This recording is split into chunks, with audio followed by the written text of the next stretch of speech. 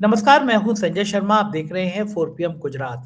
गुजरात को अभी समझ ही नहीं पाई कि भारत में कितना बड़ा खेल हो गया। पेट्रोल की कीमतें बढ़ती जा रही हैं और अब गैस के सिलेंडरों की कीमतों ने हाहाकार मचा दिया है। अमेरिका में ट्रंप की कुर्सी के लाले पड़े हुए हैं। ईरान दिन पर दिन ताकतवर हो रहा है।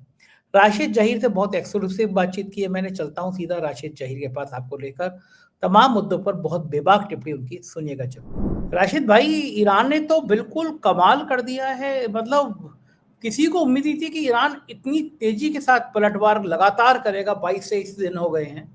अमेरिका को जिसे कहते हैं ना, नानी याद दिला दी है। अमेरिका कह रहा है कि ईरान नहीं रुका तो हम उसके सबसे बड़े परमाणु संयंत्र पर हमला करेंगे, और ईरान कह रहा है करके तो देखो, फिर हम बताते हैं, हम भी नहीं छोड़ेंगे।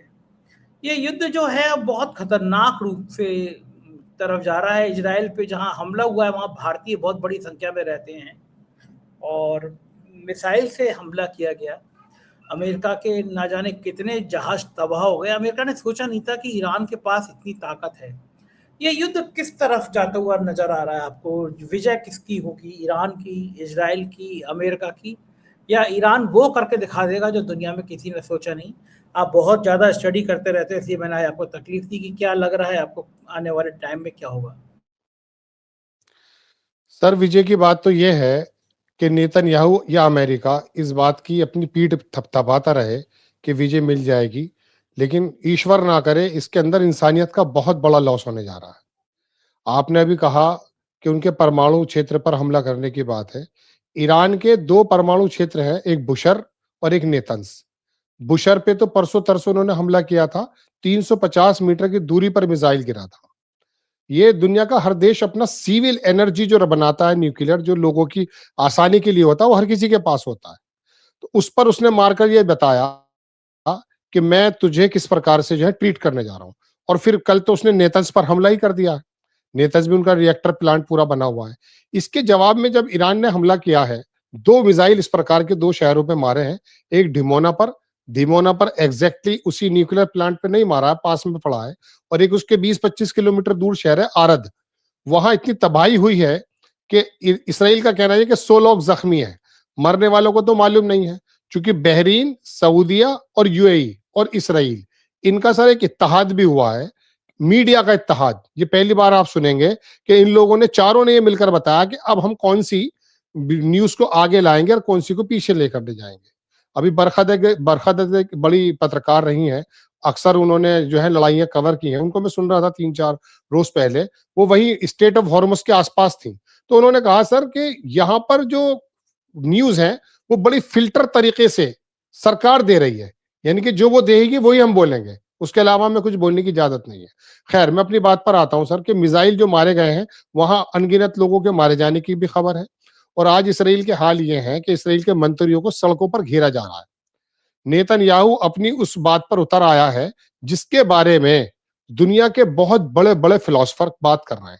सर, मैं आपका ध्यान, बल्कि मैं हमारे 4 PM पर दर्शक देख चुके होंगे, मैंने आज सुबह ही एक प्रोग्राम बनाया था जिसके अंदर मैं आपको बता दूं कि ईरान को और मिडिल ईस्ट को जानने वाले 2 इतने बड़े पत्रकार जिन्होंने दर्जनों किताबें लिखी हैं। अब ऐसा तो है नहीं कि अमेरिका के अंदर उन पत्रकारों की जबानों को ये दबा रहे हों। अमेरिका चाहे कितनी भी हट पे उतर आया हो, लेकिन एक खूबसूरती अमेरिका की यह है कि वहां के पत्रकारों को बोलने दिया जा रहा है। वहां पर प्रोग्राम है सर, मैं आपको थोड़ा सा बताना चाहता हूं। ये उनका, उसका प्रोग्राम का नाम है क्रिस हैगस एक बहुत बड़ा पत्रकार है। और अगर हमारे ये दिखाना चाहें तो ये उसकी तस्वीर भी है। इसने 3-4 किताबें लिखी। उसके अंदर इन्होंने ये बताया है कि दरअसल ट्रंप को किस प्रकार से घेर लिया गया है डीप स्टेट या नेतन्याहू की वजह से। ये परसों का प्रोग्राम है। इन्होंने पूरी की पूरी कलई खोल दी है। बराक ओबामा और क्लिंटन के बारे में इन लोगों ने यह कहा कि उनको भी ये लॉबी जो है उन्हें घेरना चाहती थी, लेकिन ट्रंप इनके घेरे में आ गए। उन्होंने इसके 3-4 सबूत भी दिए हैं। जो नेतन उस पर ट्रंप पर हमले हुए, एक पाकिस्तानी मूल का आदमी आसिफ मर्चेंट नाम का पकड़ा गया, उसकी बीवी ईरानी थी। तो उन्होंने ट्रंप को यह बताया कि अगर आईआरजीसी को खत्म ना किया गया तो आपको आईआरजीसी मार देगी। एक बात। दूसरी बात, एप्स्टीन फाइल से ध्यान हटाने नहीं चाहते थे। तो ट्रंप पूरी तरह से इन्वॉल्व हो गया। अब ट्रंप क्या इन्वॉल्व हो गया, पूरी दुनिया इन्वॉल्व हो गई। स्टेट ऑफ हॉर्मुज से आप देखिए, अब सऊदीया की रिपोर्ट यह है कि $180 प्रति बैरल पहुंचने वाला है। 120 तो लगभग टच कर गया है। यानी कि अगर आप पिछले महीने जब वेनेजुएला पर हमला हुआ था, आप अंतरराष्ट्रीय अगर रेटों की बात करें तो $60 प्रति बैरल था, 120 हो गया, जस्ट डबल। अब ऐसे में स्टेट ऑफ हॉर्मस पर ईरान जिस प्रकार से टोल टैक्स ले रहा है, और बल्कि जापान के बारे में तो आ भी चुका है कि जापान ने कुछ युआन के अंदर पेमेंट की है, तो इस बातों को लेकर अमेरिका झल्लाया हुआ है। लेकिन इस पूरे, अगर आप बात करें पूरी लड़ाई की, तो नेतन्याहू, इसराइल और वो ज़ायनिस्ट लॉबी इस बात में आकर के कामयाब हो गई कि उन्होंने ईरान को, उसको, अमेरिका को एक ऐसे दहाने पे खड़ा कर दिया जिसका खमियाजा पूरी दुनिया भुगतने वाली है। अब अगर खुदा ना करे, ईश्वर ना करे सर, अगर ये परमाणु की तरफ चला गया, क्योंकि 3 दिन पहले इसराइल का अखबार है, उसने कहा कि अब हम 10 न्यूक्लियर, एक टैक्टिकल न्यूक्लियर बोलते हैं सर, छोटे से एरिया के अंदर मारना, उसको मारने का प्लान कर रहा है, और उसी की प्लानिंग बना भी रहा है नेतन्याहू। मस्जिद अक्सा के पास एक मिसाइल मारा गया है, उसके बारे में ईरान ने कहा कि हमने जेरूसलम पे कोई भी मिसाइल नहीं मारा है।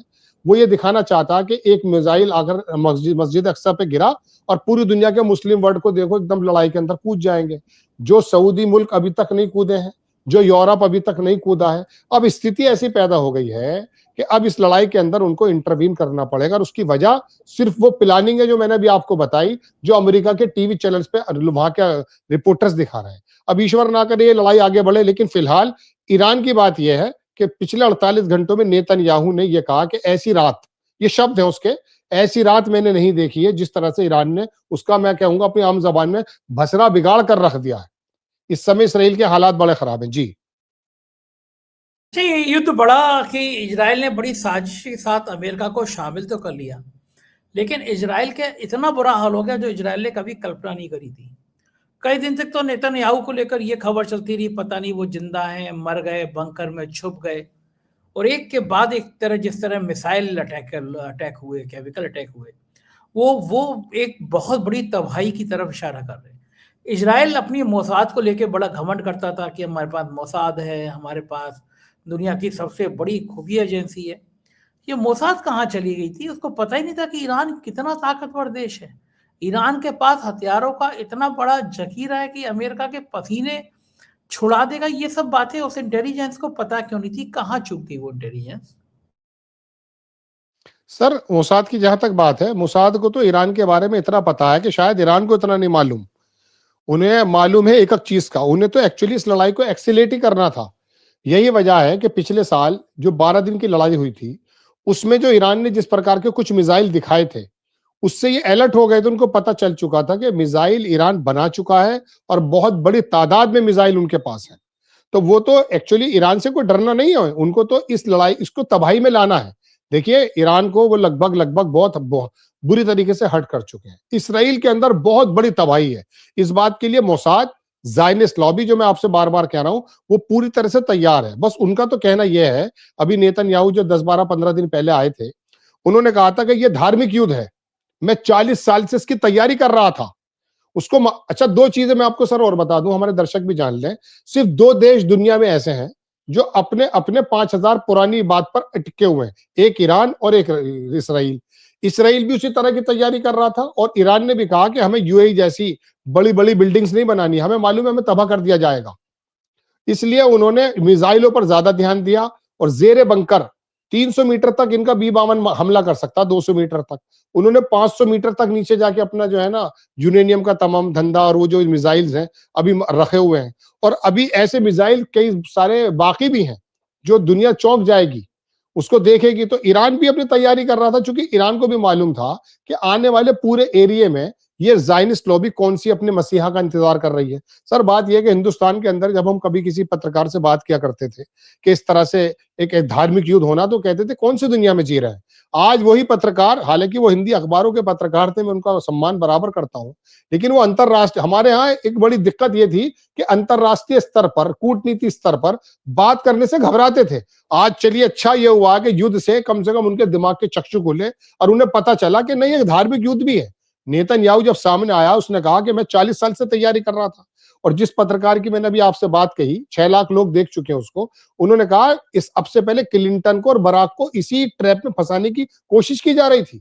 लेकिन अब आकर के एक, बल्कि एक बहुत बड़े फिलोसफर ने तो यह कहा कि एक बेवकूफ प्रेसिडेंट की तलाश में था नेतन्याहू।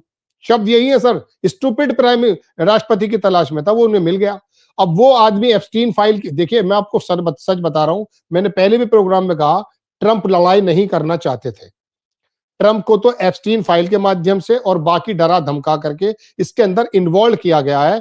अब ट्रंप ने कल सुबह कह भी दिया है अपने ट्विटर हैंडल पर, ट्विटर हैंडल तो उनका नहीं है, ट्रंप उनका सोशल ट्रूथ है, उस पर उन्होंने लिख दिया है कि मैं इस लड़ाई को वाइंड अप कर रहा हूं। मैं इस लड़ाई को वाइंड अप के शब्द हैं सर, और ये लड़ाई मेरी थोड़ी ना है, स्टेट ऑफ हॉर्मस पर मेरा तेल थोड़ी ना आता है, यूरोप का तेल आता है। अगर उनको लड़ना है तो लड़ाई में उनका साथ दे दूंगा।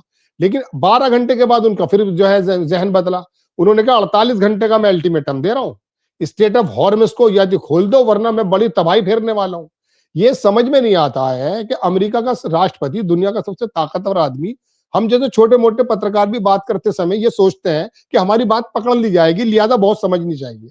क्योंकि ट्विटर पे सर मैं अपनी बात को यही रहूंगा, मैं ट्रंप पर ही, ट्विटर पर ये समझ लीजिए 90% इस समय जानकारियां फेक हैं।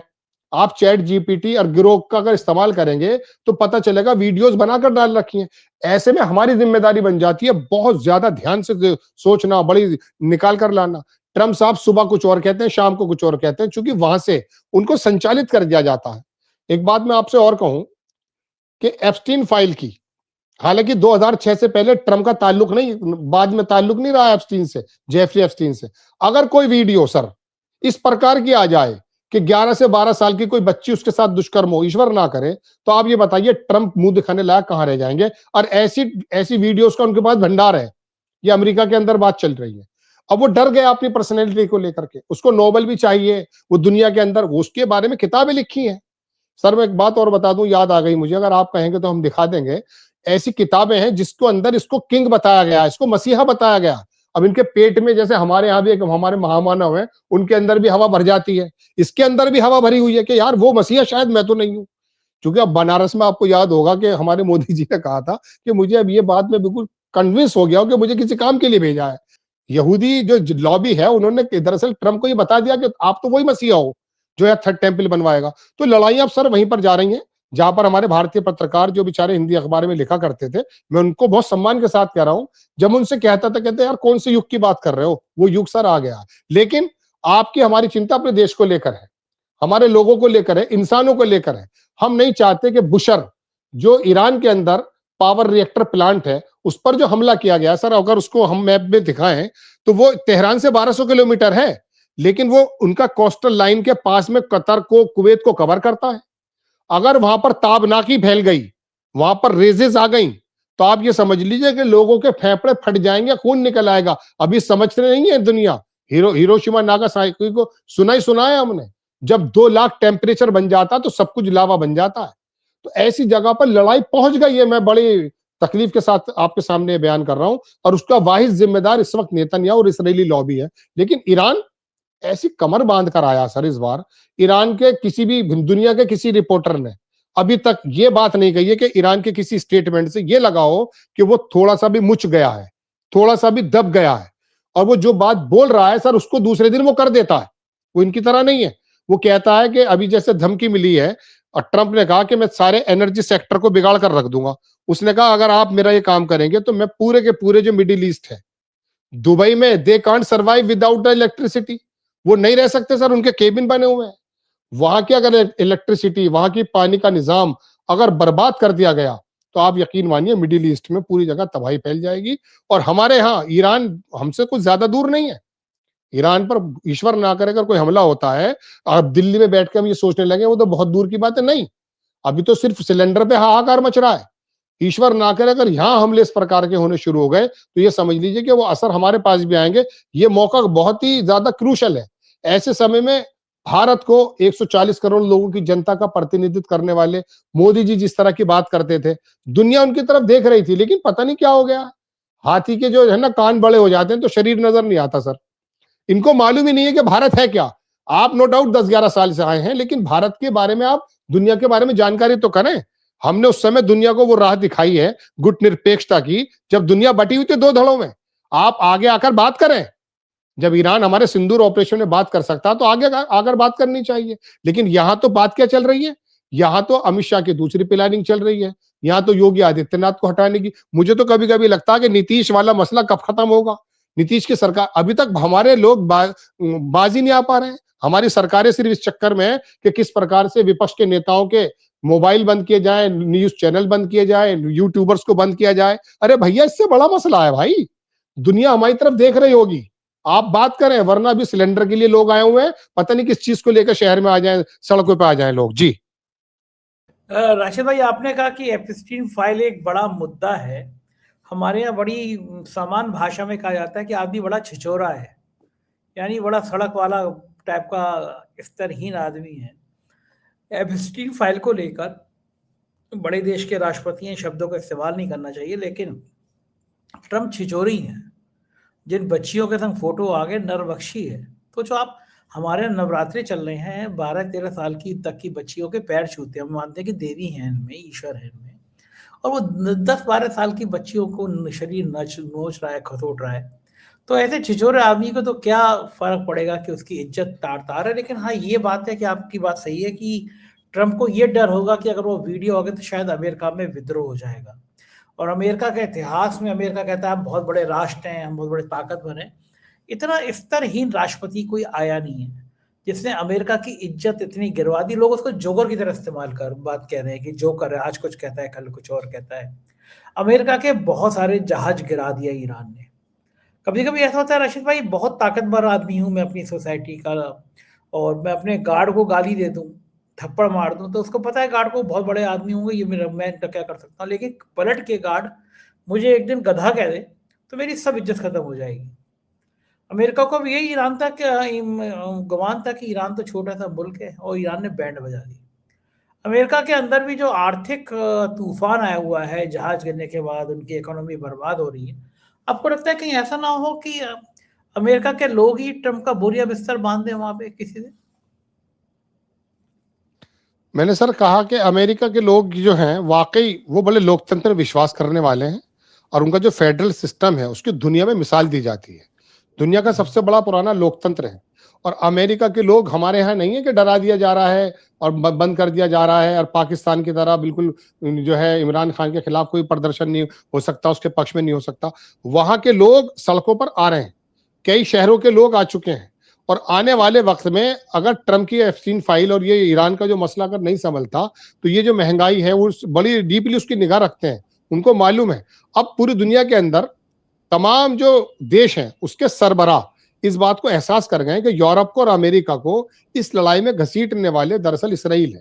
और ये बातें चल रही हैं, और यूरोप ने इस बात को कहा भी है, अमेरिका के लोग भी कह रहे हैं। और जिस दिन ये जो है ट्रम्प साहब के अगर ये काले चिट्टे सामने आ जाते हैं, तो उस वक्त तो समझ लीजिए बवाल ही आ जाएगा। ऐसा नहीं है कि हमारे यहाँ हेलीकॉप्टर की खबर हुई थी, गुजरात में खबर हुई थी, मैं बार बार इशारों का नारों में मुझे बात करनी पड़ रही है और सब कुछ जो है शांत हो जाता है। नहीं नहीं, वहां ऐसा नहीं है।